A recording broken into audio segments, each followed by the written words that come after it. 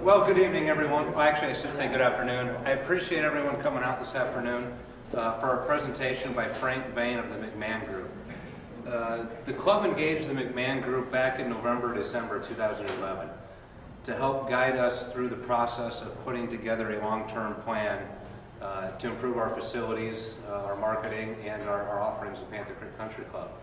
At this point, we've had 6 to 8 strategic planning committee meetings, and we've come up with a plan that we want to present to our membership, get feedback on, and Frank is here to present that. And he's got about a half-hour, 45-minute presentation, and at the end of that, he'll open it up to questions if anybody has any. Frank? Great, thank you, Matt, and thanks for coming out. Appreciate your time and your interest, and it's great that you're participating.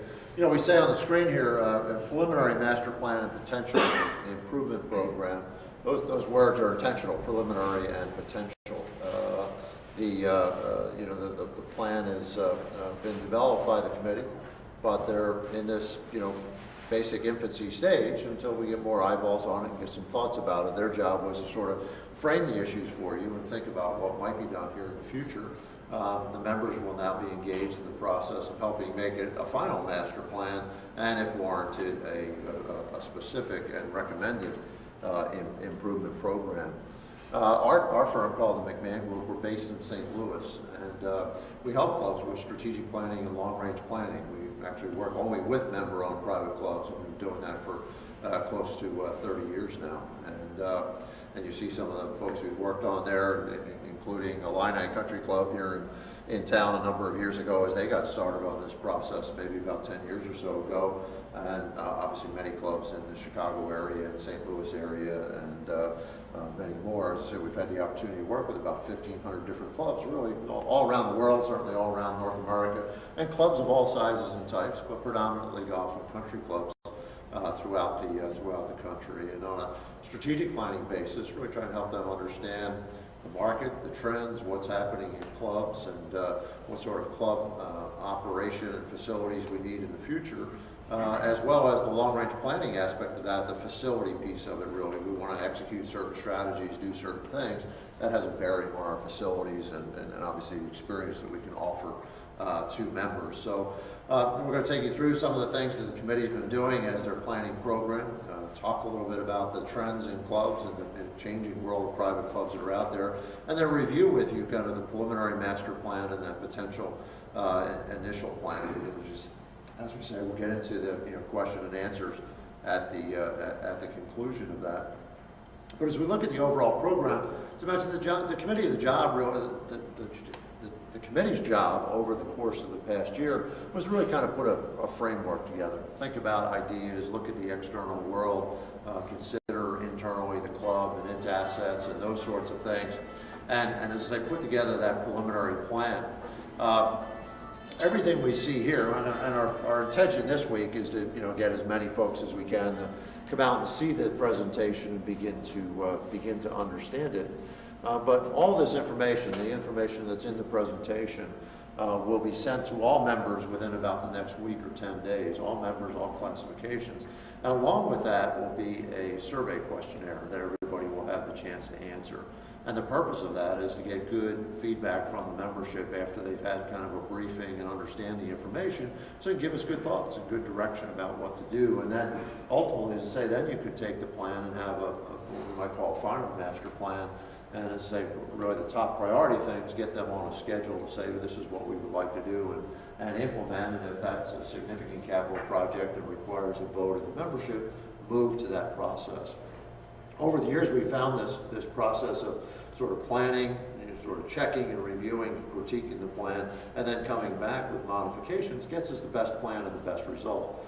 And it's, we hope it's a process that gets the members engaged here in thinking about the future of the club, and ultimately helps us make the best decision about the offerings and such going forward. So it's meant to be involved. You're the kind of members who come to meetings. After this, talk to your friends. They should answer their survey. They should get involved and get informed and involved. So again, we can do the right things as we move to the future. This is the planning committee that we've been working with. A cross-section of members have been involved in the process. Some board members, non-board members as you go through that, and certainly Matt and the management team and folks have been involved in that throughout the program. And as I say, their job was really to put this sort of framework together and initial ideas for consideration by the rest of the membership. And so that's been a process of where we've obviously looked around and gathered information about the club, developed some program ideas, meaning some physical facilities that we thought we might need for the future, and then begin to identify how those might be applied here. And so we've looked at a lot of options, considered a lot of things, and eventually we were able to sort of identify with what we felt were the best cost levels and funding and all that, a plan that stayed within the appropriate framework and financial parameters of the club, but also puts forth some significant ideas about kind of changing the experience and improving the club as we go from here. As we say, now we're up to the point with, our committee job was to get that to the board. We took that to the board in December. The board then said, let's go see what the members think and go into this next step of the process. And then ultimately incorporating that feedback will get us to the place that we need to be in terms of a well-tested and owned plan. The club world has changed quite a bit. You really see kind of at the top of the list there, kind of a family-friendly club environment. You've really seen a change in clubs over the 25, 30 years that we've been doing this. Golf remains an important part of it. I'm an avid golfer and love the game and all those sorts of things. But the fact of the matter is golf peaked in the United States about 15 years ago in terms of the amount of players, the frequency of play, and all of those sorts of things. And based upon modern lifestyles, we don't see that going up significantly. It's not going away, but it's not going to grow significantly. It's, we've got dual income households now, the way people with children live their lives and involved in a lot of children activities. Those time constraints are taking away from golf. We've also had a lot of tax law changes and other things there where people don't run the cost of membership through their business. So really the evaluation of membership is, it's my after-tax dollars. Is this a good deal? Is this a good value? I can have a lot of choices as to what to do with that money. Will the club provide that kind of value? And so as you see on the screen here, involving families, still having quality golf, making it a good casual dining environment that members are looking for, considering things like health and fitness facilities, trying to provide more utilization, more programs on a year-round basis. Those are the kinds of things that are meant to drive value. So it's not to take away what we've historically done or clubs have historically done through golf and through adult sort of dining and activities, but to broaden that to engage more people. We think it's particularly important in smaller market clubs where the number of golfers is actually pretty small. But there might be a lot of people who want to join us for social membership, for clubhouse membership, if we offer value in those areas. And that's been running consistently around the country. So, as I say, golf as the foundation of that experience, but other sports, tennis, certainly fitness is growth, good casual dining, family activities, those sorts of things are the types of things that members are responding to around the country, and clubs are growing as a result of those things. And as I said, it's being driven by a few lifestyle things that we face. It's not all of a sudden people don't like golf anymore. It's just become the way business is conducted, the way we live our lives. Those time constraints are affecting golf, and that's been part of the depression in golf play. People are doing other things like health and wellness. And as we look at younger members coming up, they're very interested in that activity. We look at older members like myself trying to stay in shape. They're engaged in the activity too, and so we kind of hit both fronts on that. And then in terms of good programs, if our facilities are able to offer good dining programs, good family programs, those sorts of things, we can engage members together. And while you may not be coming out to play as much golf as you hope to or would like to, you can engage with members on a variety of other levels and in other activities, or maybe it's you or your spouse or your kids, and you're ultimately deriving value from the experience as a result of that. This has really been the dominant strategy for clubs for about the last 10 years or so. I think Illini is a good example of a club who has tried to make the turn and provide some of those sorts of things. I think to some level of success. I think they've had some members that were here that are now over there and those sorts of things as part of it.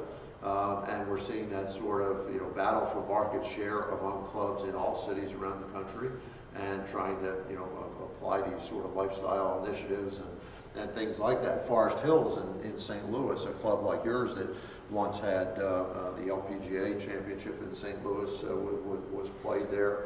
They've really, over the last 7 or 8 years, made some significant improvements, including a big pool project about 3 or 4 years ago that has really helped them. They filled up that membership, significantly increased the number of social members, put in some good casual dining, which members are enjoying as part of the mix, and it's been a success story. So this is just one of many, frankly, that is, as clubs respond, and I think the danger for clubs and the challenge for clubs is we often look out there and say, boy, things are tough, we can't do this, we can't do that. I would say to you, things are tough and we better do this or we better do that, whatever those kinds of things are, or they'll just get tougher.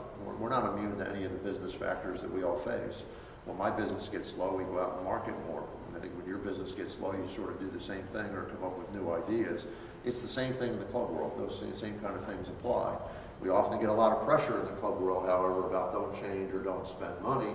And frankly, that's not the right prescription in a lot of cases. We need to be judicious with all of that, but we need to figure out how we can kind of take a mission of a sort of standard championship, golf course, golf club, that's more of the 1992 vintage, and really think about, well, what's the club need to be in 2013 and beyond? Where are we going to go? How are we going to grow this thing and succeed? So if we look at some of the existing conditions, I think it's good to just say, the sort of, it's relatively new on the scale of clubs. 20 years is a relatively young club across the country. Developers often sort of cheat on everything except the golf course space, and here your clubhouse is quite large. And so the planning committee, you'll see in the master plan, doesn't see a lot of big changes or modifications necessary within the clubhouse, although the dining tends to be sort of geared mostly to adults. Unless you have a special night like you're doing tonight with family night. Locker rooms are kind of oversized for the demand and the fact that you have private golf carts. There is no fitness facility. We don't really have much casual family dining as part of that. And I call the pool and tennis facilities sort of first generation facilities. I think they're clearly designed as sort of either an afterthought or they were just sort of Me Too kind of facilities. We have to have them. But they really don't match up with the kind of things that are happening in those areas today and what is drawing attention and drawing members that way. So, with a kind of area like this with white tablecloths and a bar, we can serve adults pretty well, but we don't have much in terms of family dining. The Panther Den evolving over the years, popular sort of pub style area. We think there are some improvements where we can make this a more usable area with better look and feel and other things that we can do up in that part of the world. And then overall, really thinking about the pool and tennis and their roles for the club in the future. We have kind of the 2 tennis courts, small playground in between, and really just a shallow depth pool, 8-lane swimming pool with kind of a simple decking around it. Not well protected from the street, not with an overall sense of sort of privacy and club-like setting to it that we think offers some great opportunity to attract more members, attract more utilization, particularly attract more members from the local area. You only have about 20% of the homes surrounding the club are members of the club. That average is about 50% around the country, so a lot lower. People will have different theories about that. One theory could be they're not golfers and they don't see much value in the rest of the club experience. Are there things that we can do to get them more experience and more value? And we think the pool and tennis area is one area that can do quite a bit of that for us. Locker rooms are fine and adequate, except they're oversized for what you're sort of doing with them today. We may want to make some better use of space nearby those facilities, so they're not a primary thing in terms of locker rooms. Getting the right size is part of the thinking, but are there some other things on that part of the floor plan that we might want to achieve, and we'll talk about those. One of the early questions we were asked was whether the pool was up to code, meaning can you dive into it and have a swim team and do those sorts of things. And it's right at the edge of that, but it conforms. The pool is conforming with properly positioned starting blocks. You can have swim team and all those sorts of things. So one of the first questions asked of us, or there was some sort of conventional wisdom at the club that the whole pool needed to be replaced. We don't think that's necessary, and it's not from a code standpoint.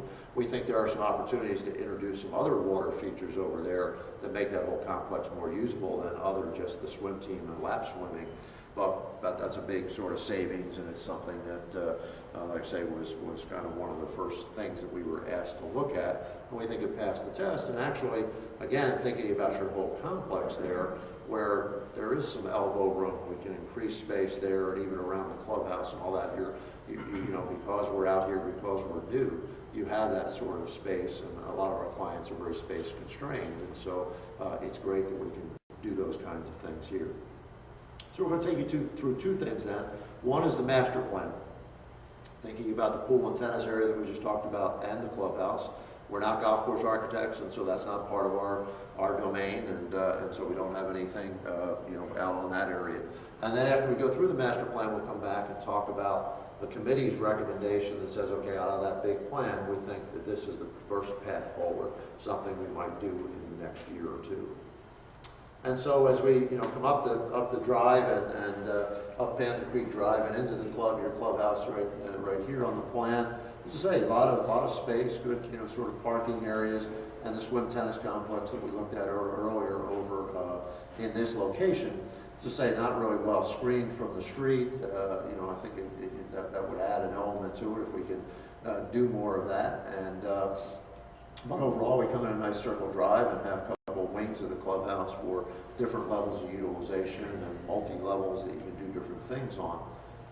As we start to look at that in the plan, I say now clubhouse at the top of the page here, you know, we're of an opinion the clubhouse for long term of this size can serve you quite well. There might be some modifications within the clubhouse, but even at that's not a big major part of the plan as we get into it. Over here, where you see more color and more things going on, is an area where we think it's worth investing in, and some significant changes could be made. So the tennis courts that we looked at a moment ago are still in that location, but the playground is removed and sort of put over here. It's kind of easy access, screened out from the pool so we don't have anybody falling in the water and all of those kinds of things. But the real focus there is to upgrade the whole water environment, the pool house, expand that facility to add a fitness center to the building, and even providing a level, what we'll call tiki bar there, but an outdoor sort of bar area, so that again, the pool area can be something for adults too. We can have club events over there at the pool at my club at St. Albans in St. Louis. During our member guest, we have a barbecue out there. We'll have luau's during the year, those kinds of things, because we have a nice complex. And so it's not just about the kids. We think all members can get engaged in these areas. Nice place for adult birthday parties and things like that, all as part of it too. The yellow area is the existing pool house, and this sort of peach or orangey shaded area is an addition to that for a fitness facility. That's the existing pool equipment room. What we're doing there is taking the baby pool that's in this area today and moving it over here. That clears out a lot of this deck space so that we can use it much more for food and beverage and entertaining and such over there, as well as, I say, get in kind of an adult bar as part of that area. So at clubs where we've done this previously, you might play golf during the day, go over there, meet your family over there. It's a place you can get a burger and a beer and all that. The pool takes on a little bit of a resort-style environment as a result of doing that, and again, mixing adults and children. Kiddie pools moved out here for our, obviously, the diaper set and the small group there. In here, the label spray ground is kind of an area of some fountains and, you know, shallow water and that sort of thing, kind of a play area. And that's another thing that's sort of going on at pools today. You know, we're kind of influenced by things like water parks and areas that you see out there today. And you can put that sort of feature in there. And as I say, in relocating the playground, we open up space for a diving well. So we have something for older kids. So now from the youngest swimmers to toddlers and others that want to have fun in the fountains, to swim team and lap swimmers in general, to deeper water, we can sort of hold people's attention from the youngest age through their teenage years in terms of using the pool. Much more desirable for families that can spend more time there and enjoy that facility, and all age of children can get some utilization out of that. As I say, we get some adult feature to it too. So it should be a fun, you know, gathering space throughout the summer. We recommend some berming and landscaping along here to set the area off from the street. create a level of privacy to it, and redo the tennis courts so that they're modern and up to condition. Tennis is actually coming back at clubs. Represents a lot of the lifestyle things that we talked about earlier. It doesn't take long to play. It's relatively easy to play. Women and children like to play it. Programs can get the activity going there. So we think overall here this gets into a complex that can really serve, attract and serve families quite well. It can also serve all of us as adults because, as you say, to the looking at plan now of the clubhouse of the pool house, it's expanded by about 1,500 square feet here to add a fitness facility. And so that's an area, 1,500 square feet is about half the size of this room here, I think, a little bit larger than that. And be an area where we can have, cardio equipment, resistance equipment, we see these areas get quite a bit of utilization in clubs. They're extremely popular today. Most clubs expand them after a couple of years of operation because demand does go well. The nice thing here is that you have space that it could expand in a variety of areas over time if it wanted to do that in that location. That's one of the reasons for the selection of that location. Additionally, with your parking, it's kind of easy in and easy out, those sorts of things. And if your car's in between, if you want to go over to clubhouse locker rooms, you can do that. Well, we also have some small adult sort of day locker, restrooms over in that location if somebody wants to do that. So we can come in here, not have to go into the pool, wet areas, and wet locker rooms, but come over here and enter into the facility. Final decisions, again, it's just a preliminary plan, but it's probably something a lot of our clients would either have, swipe cards or hand identification or those sorts of things. Might be available on a 24-hour basis, certainly available from very early morning to later at night for utilization. The other thing you can do with these is run programs. If you like to play golf, you can do golf exercises and other programs that can be run in these facilities. They add substantial value. Often your members are paying money to go to some gym down the street. They can do it now at the club with their friends in an environment, in a club-like setting. Those things tend to work pretty well. We think this is something that really takes the Panther Creek in general from its sort of traditional layout that it has today to really a modern, full-service kind of country club layout. The kind of thing that if somebody's living out on this side of town, they don't have to just be a golfer to enjoy the club. And can gain membership as a result of that, enjoy membership as a result of that. Can you go back to that last screen? Sure. There was something up at the top. I couldn't. Oh, right there, next to on the left of the kitchen, where it's kind of greenish gray. Right here. Move your cursor to the left. Right there. What is Those are the existing boys and girls locker rooms. Oh, okay. And they would be renovated in the plan. So that's all existing. Everything in this box here is existing, but it's upgraded in this program so that we have a better kitchen for improved food service there. Golfers are still making the turn in this location. But the pool house is upgraded just for condition there as part of that. As we come over to the clubhouse, as I said, sort of the good news is there's a lot of space in the clubhouse, and it didn't really find a demand. Committee debated some things about a bigger main dining room for bigger banquets and events and that sort of thing. And really came back to a conclusion sort of saying, we want to hold events for people that find events of the size that we can handle to be appropriate, but we don't want to go out and go into the banquet business and try and drive that, and so this size seemed to work well for that. Long-term considerations of kitchen equipment and infrastructure within the clubhouse are things within the master plan. But then the real focus of any suggested changes is over here on the north side of the facility, if you will, where today you have the men's and women's locker rooms. They tend to expand out into this area here today, and the ladies' locker room is over here. There's a lot of unused lockers in both facilities. And the idea is that those could be reduced in size and upgraded in quality. And we could use that additional space to get in this side a nice family dining room. So that would have, contiguous relationship with the dining room that we looked at earlier, but give families a bit of a separation and it'd be more comfortable and, those kinds of things that when children are there making noise or that sort of thing, it's all part of it, and that's fine. And then the meeting room, which is actually part of this today, can come over here and be larger. And again, these kind of small meeting rooms like this are very popular. So not sort of major surgery within the building. These things do cost money, obviously, to do, and looking at wet area upgrades and new lockers and those things, they have a cost to them, but quality locker rooms as part of that. And then just really a refurbishment and a bit of reorganization, moving of the pro shop desk, better visibility and control. We have a stairway and such, step going down here for just safety's sake. You'd like that to be a ramp, and overall upgrade the look and feel coming into the golf shop in this location. So it's kind of a golf shop focus as part of it. Really the big piece of it is the locker rooms to have better quality and more effective sizing, and then the ability to get some family and adult or family and meeting space over there on that part of the clubhouse, and really pretty good satisfaction with the rest of the floor plan and what it does for you, the way it's evolved and the way you're using these over time. We do show a bit of receptionists coming in the front door. We think that kind of control is important today, and just the ability to greet people as well as kind of know who's in the club and kind of what's going on in that regard.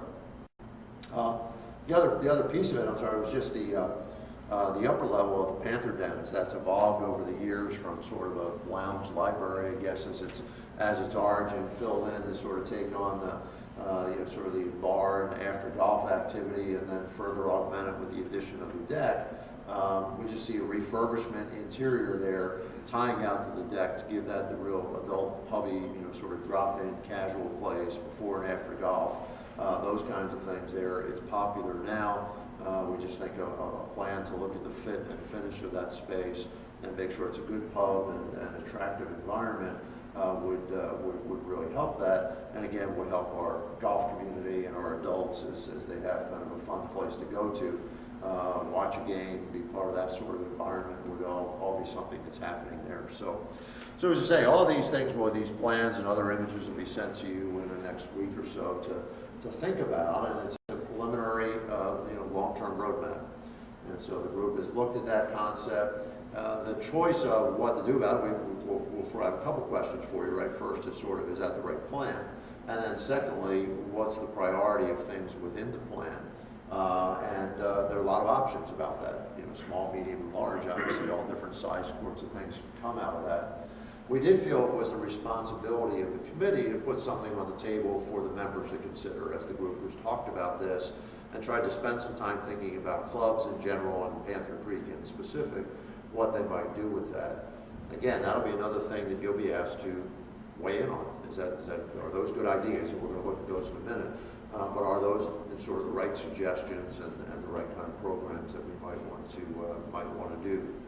As part of this program, the recommended in that initial phase by the committee and the board is to retain a golf course architect to take this same kind of view, where do we want to be in the future relative to the golf course, the same kind of view that we've had on the other facilities there to sort of make that analysis and come up to those determinations, so that when it is time and money is spent on the golf course, it's done by plan rather than by committee and sort of annual plans. Get a long-term plan in place to guide the golf course and maintain the quality of the course. There's some talk about upgrading bunkers, for example, but what bunkers need to be upgraded? Are they in the right place? Those kinds of things. Somebody needs to go through and make those same kinds of decisions there. That would be something that we would see in the initial program. We've obviously part of the decision of moving forward with any plans. What do things cost and how do we pay for them, right? So we've taken a look at the overall plan. Our job in looking at that was to identify what we would consider the all-in cost. So anytime we talk about it might cost this or that to do a certain aspect of the plan, it has within it, the area's been constructed. It's got furnishings, fixtures, and equipment. Professionals have been paid. There's contingency dollars. The scope is to complete those at kind of country club finish levels, if you will. High quality is part of that. We also try and start conservatively, right? You can get into value engineering and you can bring things down over time, but we're at kind of a high level planning concept at this point in time, and so you want to have ample dollars in there for that flexibility. That can get refined as you get more specific about what you want to do. As I say, a lot of options exist within that, and it really turns out to be kind of a menu of things that we can choose from. Nobody is suggesting, recommending, or even thinking about trying to do it all at once. And so the present value is really more of a tool to evaluate where we go rather than to suggest that's a project. That's a way of saying, as we put all that together and we sort of add up all these numbers, we could spend $4 million on this complex and the kinds of things that I'm talking about there. Again, on an all-in basis, from the golf course architect to a lot of this area, swimming, pool house, fitness, tennis, those kinds of things across the street in this range of costs that we might. And then the various elements of the clubhouse, including things like kitchen or infrastructure as part of that, the golf shop, the locker rooms, Panther Den, other pieces of that. And so that becomes kind of a menu that we could look at and use to guide our decision as to what's most important on that list, what can we afford to do, what gets us sort of the best, kind of return or bang for the buck, if you will, in terms of making those investments. So as the committee sort of brainstormed a lot of ideas and options to kind of arrive at the outline they've provided to you, their task was to sort of weigh in on that. So, okay, thinking about these things, what would we do, and obviously making that consideration in terms of looking at the club's overall finances, considering a variety of options, and then what is going to do the most to support our strategy and support our direction going forward. And so the recommendation of the committee is for the membership to really consider doing all the pool, tennis, and fitness work that we looked at, everything over there. We think that's a result of factors of that sort of being less in sync, if you will, with sort of where clubs are going and what's working in that marketplace. It adds an element of activity fitness that we don't have today for adults too.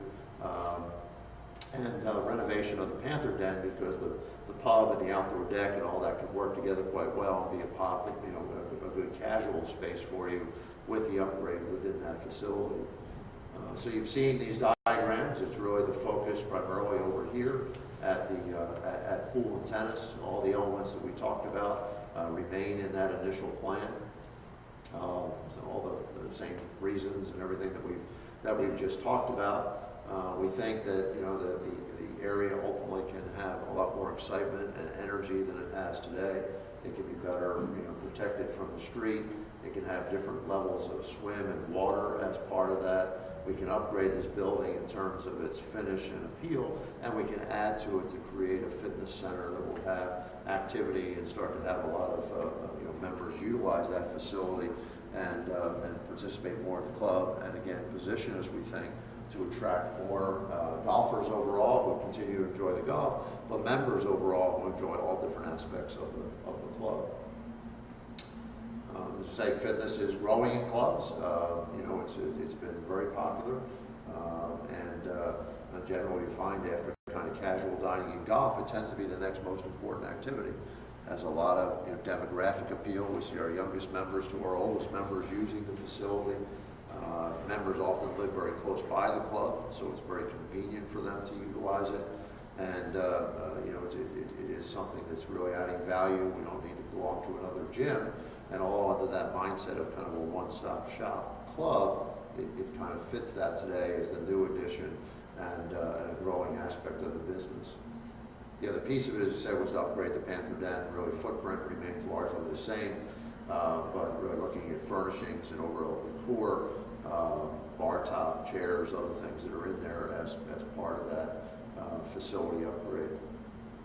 So all of that is about $2 million. If we look at all the pieces of that, again, suggested on an all-in basis, does include the golf course master plan piece of it, Panther Den in the clubhouse, and then all the pieces over there selected from the range of costs that we looked at earlier, puts us right around $2 million.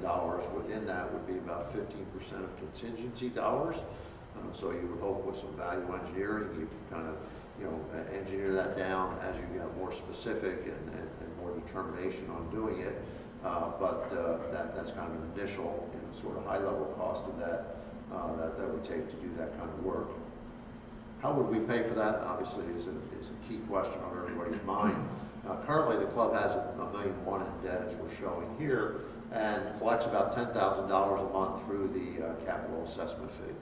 And the idea is to increase the capital assessment fee, that if the club would take on just debt on that program And if we assume that we would do that under a loan that would have a 15-year amortization, and we're saying 4.25 as an interest rate, as you know, interest rates are lower than that today, but we haven't made any decisions yet. And so again, another level of conservatism, saying that you might not even be doing this for a year or more down the road. What do we expect the cost of money to be? If we met those terms and borrowed the $2 million by increasing the capital assessment fees from this current level, 30, 20, and 15 to 70, 45, and 33.50, it would fund that loan. So there'd be no assessment, monthly capital cost. If you're in the club, you're paying that cost. If you're not, then the cost goes away. How many members is that based on? It's calculated on 95% of the current member level, which I think when we did this was around 400 total members. So it's based on about 380, 375 total members. And what we do in that regard is we know from experience, we do the right things and the right improvements, clubs could grow their membership. We would expect in projects like this about a 10% increase in membership in the first year, but we can't speculate on that, right? We can't develop our financial model on that. If it doesn't come through, then we have to sort of come back to you and say, hey, it's not working. Again, we want to have sort of a conservative level of cost and also a conservative level of funding. And so the idea is that if we get more members through the program and that's successful, we can pay down debt faster, those kinds of things, do other projects, those sorts of things happen. But we think it's sort of being, as a club or a community asset, we can't just sort of do it on a pro forma basis and take that risk. We have to have a conservative level of risk in the program. We think the 5% attrition, and assuming really no member growth in that, is about as conservative as you can get on that. But then we would hope to outperform beyond that point. So really sort of in closing, you see there the committee's looked at a variety of things. We do think that sort of just based on where clubs are going and sort of the location of this club too, in the neighborhood, kind of a growing community and residences out here, how can we get more folks to be in the club? This full-service, family-oriented club concept is one that we believe in and certainly have a lot of experience with. The recommendations on the initial program are, really driven towards kind of for adults. That pub and casual dining is really the top style today. Fitness, the growth area in clubs, and offers additional value for members who maybe have a membership somewhere that they can get surrender as part of this program. And then the pool to help us attract new members coming in the club. And that's really one of the keys, I guess, sort of final thought on that is, always the need to replace. The challenge for clubs get smaller and lose members, not because, a lot of people quit overnight out of frustration or dissatisfaction. It's sort of the death by 1,000 cuts, right? On an annual basis, unfortunately, about 5% of our members some are going to die, some are going to become infirm, some are going to move away. Most of attrition is uncontrollable. Doesn't matter if the economy is great or how great our club is, people still kind of run into those kinds of circumstances. And so we lose people on the one end, and we have to replace them. And joining really happens in a pretty specific kind of demographic band. About 90% of people join a club between the ages of 35 and 45. And so again, we have to look at the things that appeal to that group also. And pool's one of those that really does engage that younger group when they're considering club membership. They get into their 40s, kids are getting old enough, they can have a swim team, they can have other programs there. It's an area that works as a result of that and helps position us to deal with that attrition. Overall, we think those numbers keep us within the financial character of the club. You'll be the judge of that, and as I say, critique the work and the recommendation, the priorities on any of this, or make other suggestions as to what the club might want to do regarding its facilities going forward. Just in terms of next step, it's really to execute the program that I talked to you about at the outset. We'll have our member meetings this week. We hope towards the end of next week. The sort of briefing booklet describing this, as well as the survey, will go out to all members of the club. You'll have a few weeks to answer that. We usually find on these kind of surveys that somewhere close to 3/4 of members will return a survey. So we ought to have a real good feel for how members feel about the club as a result of that. We'll analyze that data and report on it, and those results will be published membership-wide, so you'll see the same information that the committee and the board are going to get back regarding the results of the survey. And then the task is for the committee to reconvene and sit down and look at the plans, look at the survey results, and say, okay, what do they tell us? Are we on track? Where are we off track? Are there things that we would do differently? Are there recommendations, different priorities, things like that expressed by the membership? In using that information, if there's member support, as I say, some piece of the plan may come forward as an element to vote on. First step, first order of business, finalize the plan. Second order of business, identify where there is demand, what do we think as a community of members would be the top priority projects, the things that we ought to try and do here for the club, and members would be asked to vote on those at the end of that. And we think that sort of process then should allow us to structure an intelligent plan and ask the right questions or ask the right projects for authorization from the membership as we go through that. So